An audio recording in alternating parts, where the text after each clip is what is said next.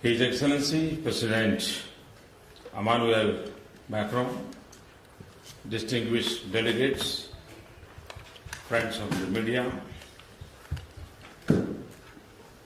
bonjour France, bonjour Paris. President macro के साथ पहले एक बार मेरी टेलीफोन पर बात हुई थी उनके भव्य विजय के बाद, और उसके बाद इतने कम समय में और बहुत ही शॉर्ट नोटिस में मेरा यहाँ आना हुआ और जिस गर्मजोशी से स्वागत किया, मैं इसके लिए राष्ट्रपति जी का हृदय से बहुत आभारी हूँ, क्योंकि मैं समझ सकता हूँ कि नई सरकार को ये प्रारंभिक दिनों में कितने प्रकार की व्यस्तता रहती है, उसके बावजूद भी भारत को उन्होंने प्राथमिकता दी और इसके लिए मैं उनका बहुत आभारी हूँ। जर्मनी का शायद ये चुनाव था और फ्रांस का शायद ये चुनाव था कि जिसके ऊपर पूरे विश्व की नजर थी, और ये सिर्फ चुनाव हार जीत का नहीं, एक नई परंपरा, नया नेतृत्व, नई ऊर्जा, नया व्यक्तित्व, हर प्रकार से सबका ध्यान था। और ऐसे समय आपका विजय हृदय से बहुत बहुत अभिनंदन के पात्र हैं। फ्रांस और भारत के द्विपक्षीय संबंध बहुत ही गहरे हैं, हर क्षेत्र में हैं। हम मिलजुल करके काम करते हैं। वैश्विक संदर्भ में भी हमारे संबंध सिर्फ हमारे दो देशों के हितों के लिए तक सीमित नहीं है। वैश्विक संदर्भ में हम दो देशों के संबंध किस प्रकार से मानवजात को उपकारक हो, मानवीय मूल्यों को उपकारक हो, इसकी हमारी एक सफल यात्रा रही है। और राष्ट्रपति जी के नेतृत्व में भी ये यात्रा और तेज गति से आगे बढ़ेगी, ऐसा मेरा विश्वास है।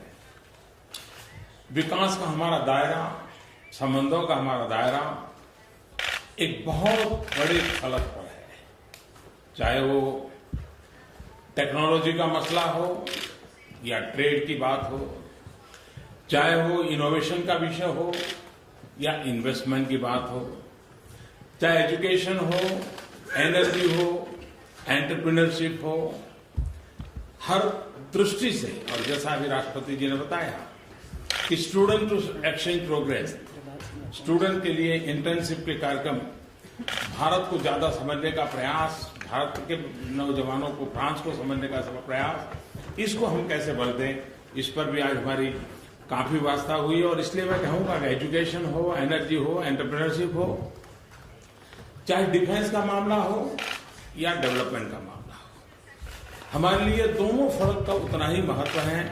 चाहे हम स्मार्ट सिटीज के निर्माण की दिशा में आगे बढ़ना चाहते हो या हम स्पेस के प्रोग्राम में मिलजुल करके काम करना चाहते हो, हमारा दायरा कितना विस्तृत है इसका हम अंदाज कर सकते हैं। कम्युनिकेशन, जैसा आपने बताया कि कम्युनिकेशन वर्ड का इन दिनों में जितना उपयोग है, थ्रेड्स भी है, हम मिलजुल करके इसमें कैसे काम कर सके। और उसी प्रकार से फ्रांस और भारत के कल्चरल रिलेशन एक हमारी साझी विरासत है। और आज जैसा राष्ट्रपति जी ने बताया, इसके बाद हम श्रद्धांजलि सुमन अर्पित करने के लिए जा रहे हैं। हिंदुस्तान के 1.5 लाख से ज्यादा लोगों ने प्रथम और द्वितीय विश्व युद्ध में शांति के लिए शहीद हो गए, बलिदान दे दिया, उनको श्रद्धांजलि देने के लिए राष्ट्रपति जी भी समय निकाल करके हम दोनों साथ जा रहे हैं। ये भारत के उन वीर आत्माओं के लिए मैं समझता हूं ये बहुत बड़ा आपका जेस्चर है। फ्रेंड्स, पेरिस मेरी राजनीतिक यात्रा में एक बहुत बड़ा महत्वपूर्ण पड़ाव है।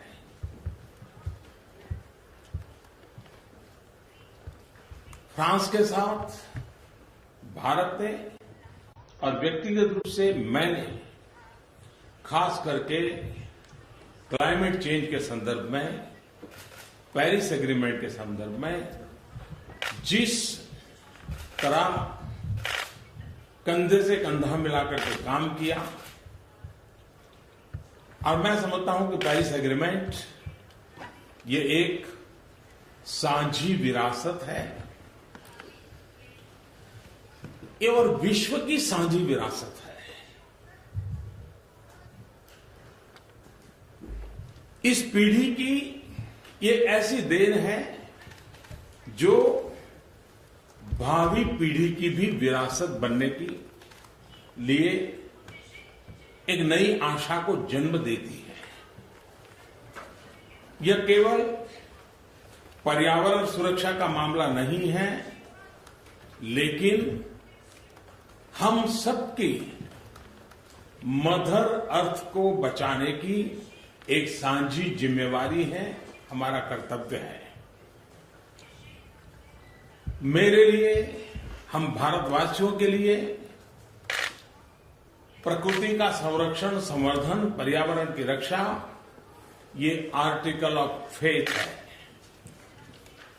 और इसका मूलभूत कारण है कि जो हमें सदियों से शिक्षा मिली है, और वो हमारी वेद काल से शिक्षा है कि प्रकृति के साथ सहजीवन हमें सीखना होगा, प्रकृति के साथ संवाद, सहमति, यही अल्टीमेटली हर किसी का कल्याण करेगी। और इसलिए हम प्रकृति के संरक्षण और संवर्धन के प्रति संस्कारों से, संस्कृति से, स्वभाव से पूरी तरह कमिटेड देशवासी रहे हैं। और भावी पीढ़ी को आज हमें जो कुछ भी प्राप्त हुआ है वो हमारे पूर्वजों ने हमारे लिए बचा के रखा, इसके कारण मिला है। हमारा भी दायित्व बनता है कि हमारी भावी पीढ़ी के लिए शुद्ध हवा, शुद्ध पानी, प्राकृतिक संसाधन पर्याप्त मात्रा में हमारी आने वाली पीढ़ियों के लिए देना, ये हम लोगों की दायित्व है। और इसलिए हमारा ये प्रण है, हम समझौते के साथ भी हैं और समझौते के बाद भी हम मिलकर के चलेंगे, मिलकर के करेंगे, और भावी पीढ़ी को मिलकर के कुछ न कुछ तोहफा देकर के जाएंगे, इस कमिटमेंट के साथ। और इस दिशा में हमने कई महत्वपूर्ण कदम उठाए हैं। Indo French partnership for sustainable technology पर विचार हुआ है। सीईओ फोरम को सस्टेनेबल इकोनॉमी के विषय पर विचार करने का निर्देश दिया है। और पेरिस की धरती पर एक महत्वपूर्ण फैसला हुआ इंटरनेशनल सोलर अलायंस का, और मुझे खुशी हुई कि राष्ट्रपति जी की इंटरनेशनल सोलर अलायंस के इस उपक्रम को आगे बढ़ाने के पीछे उनका एक कमिटमेंट है। और वो स्वयं मुझे पूछ रहे थे कि बताइए हम कैसे आगे बढ़ेंगे। मैं समझता हूं कि अपने आप में इंटरनेशनल सोलर अलायंस का उज्जवल भविष्य मैं देख रहा हूं, क्योंकि फ्रांस और भारत ने मिलकर के ही इस कल्पना को जन्म दिया, और आदरणीय राष्ट्रपति जी इसको आगे बढ़ाने के लिए कृतनिश्चयी हैं, और उनके नेतृत्व में इस बात को हम सफलता को प्राप्त करेंगे। मानवता के सामने दो बड़े खतरे हैं। एक की जैसे मैंने चर्चा की, क्लाइमेट, बहुत लोग उसको देख नहीं पाते हैं, इनविजिबल है कुछ लोगों के लिए। दूसरा है आतंकवाद। आतंकवाद को हम देख पाते हैं, आतंकवाद को हम अनुभव कर पाते हैं, आतंकवाद की भयानकता हम सुन पाते हैं। आतंकवाद के कारण बच्चे, बूढ़े, महिलाएं, निर्दोष लोग मौत के घाट उतार दिए जाते हैं। फ्रांस का हर बच्चा भली भांति आतंकवाद की भयानकता को समझता है, अनुभव की है। आज विश्व का बहुत सारा हिस्सा इस संकट से गुजर रहा है, आज हमने बड़े विस्तार से इस विषय की चर्चा की है कि आतंकवाद से बचने के रास्ते क्या होंगे, टेक्नोलॉजी का उसमें जिस प्रकार से इस्तेमाल हो रहा है उस पर हम सतर्कता कैसे बरतें, साथ मिलकर के कैसे काम करें, रेडिकलाइजेशन के सामने डी रेडिकलाइजेशन की मूवमेंट को हम कैसे बल दें और विश्व शांति और सद्भावना की दृष्टि से कैसे आगे बढ़े, उस दिशा में हमने चर्चा की है। भारत की हमेशा सोच रही है यूरोपियन एकता के संबंध में, यूनाइटेड यूरोपियन यूनियन, प्रगतिशील यूरोपियन यूनियन, सशक्त यूरोपियन यूनियन, इसके हम पक्षकार रहे हैं। और मैं चाहूंगा कि फ्रांस की ऊर्जावान,